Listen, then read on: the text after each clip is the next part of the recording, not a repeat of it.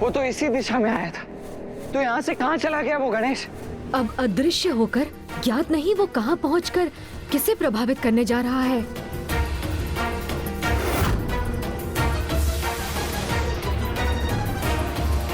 गणेश, तनिक लंका की ओर तो देखो। मूषक जी, उस दिशा में चलिए।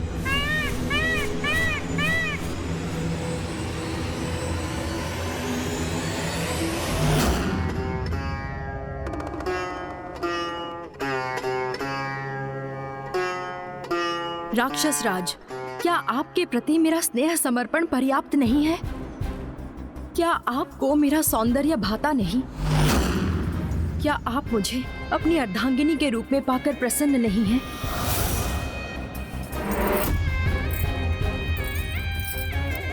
मेरे प्रश्नों का उत्तर दीजिए राक्षस राज। क्या कमी रह गई थी मुझ में जो आप देवी वेदवती के प्रति आकर्षित हुए और उनके तप में व्यवधान उत्पन्न किया? पूर्व में भी आप नंदी जी के श्राप से श्रापित हुए। तुम्हारे सर्वनाश का कारण एक वानर सेना ही बनेगी। अब पुनः एक श्राप के भागी बने हैं। क्या आपको अपनी तनिक भी चिंता नहीं है?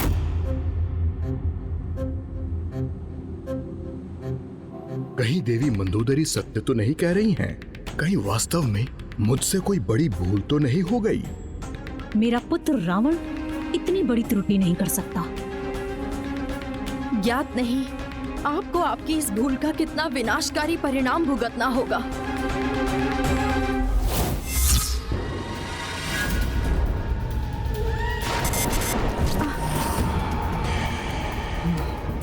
कृपा करके अपने इस व्यवहार पर संयम रखिए राक्षस राज, और पर स्त्री को सदैव सम्मान की दृष्टि से देखिए।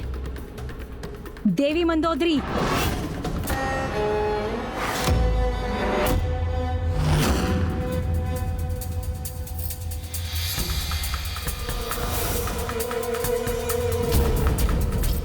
शांत हो जाइए आप। राक्षस राज रावण है मेरा पुत्र, और आप उसे उसकी राक्षस प्रवृत्ति को त्यागने का सुझाव दे रही हैं। उसकी जो भी इच्छा है उसे पूर्ण रूप से सिद्ध करने के लिए पूर्ण रूप से स्वतंत्र है वो। किसी भी प्रकार के श्राप की चिंता की कोई आवश्यकता नहीं है मेरे पुत्र रावण को, क्योंकि वो तो अजय है।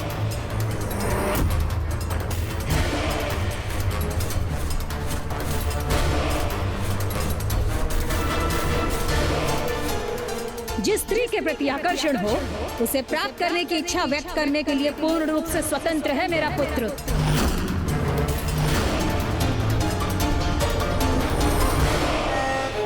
और जो उसे अप्रिय है उसका अपमान और तिरस्कार करने का उसे अधिकार है। यही व्यवहार हम राक्षसों के अनुरूप है, और राक्षस राज रावण को ऐसा करने से रोकना सर्वथा अनुचित है।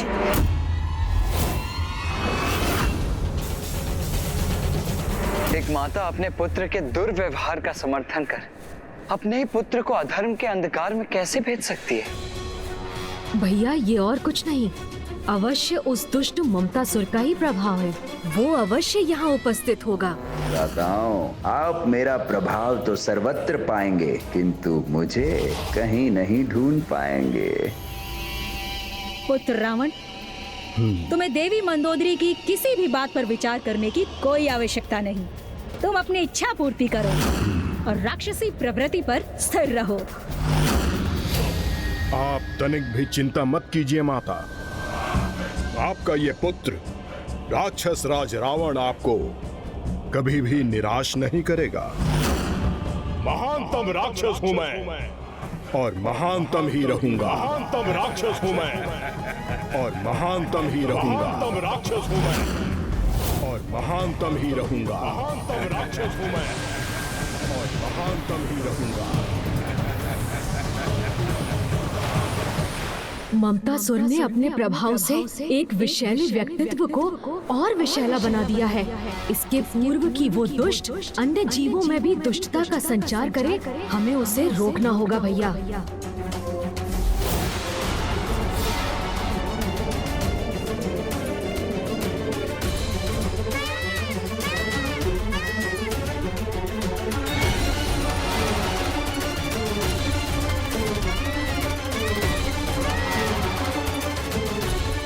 यहाँ तो सर्वत्र मेघ ही मेघ है अनुज गणेश। फिर उस मेघ रूपी ममता सुर को कहाँ ढूंढे हम? हाँ हाँ, जो तुम्हारी इच्छा है वही करो। ये तो कुबेर जी का स्वर है ना भैया? हाँ गणेश। किंतु वो इतनी ममता से किससे वार्तालाप कर रहे हैं?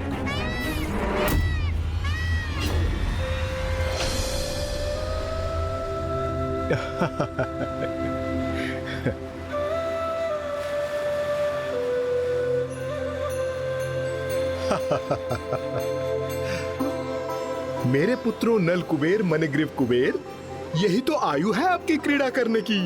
इसलिए उन्मुक्त होकर जितनी इच्छा हो उतनी क्रीड़ा कीजिए। पिताश्री, आप चिंता न करें। आप अनुमति दे अथवा ना दे, हम तो अपनी इच्छा अनुसार से ही क्रीड़ा करेंगे।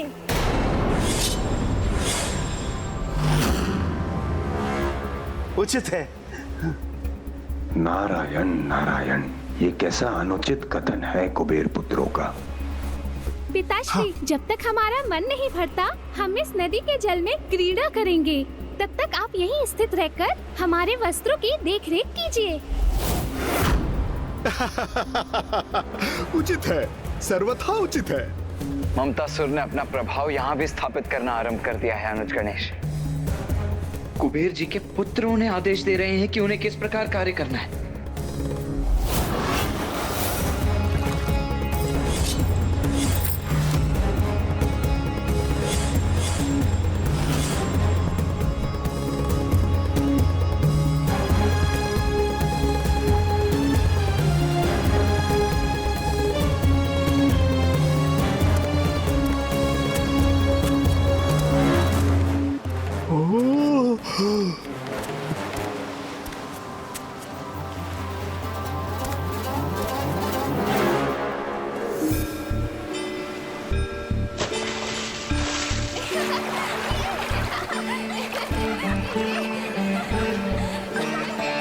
प्रणाम देव ऋषि नारद जी।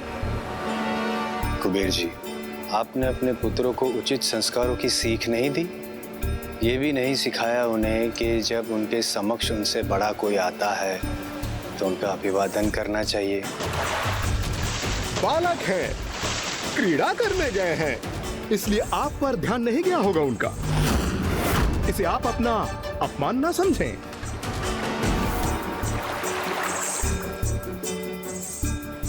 कुबेर जी, अपने पुत्रों को अति आवश्यक सीख देना अति आवश्यक है। ये भी अति आवश्यक है उन्हें समझाना कि पवित्र नदी में यूं संपूर्ण रूप से निर्वस्त्र होकर प्रवेश करना धर्म के विरुद्ध है। देवर्षि, आप भी हमारे समान जल में प्रवेश तो कीजिए। आपको स्वयं ज्ञात हो जाएगा कि इस प्रकार स्नान करने में कितना आनंद आता है।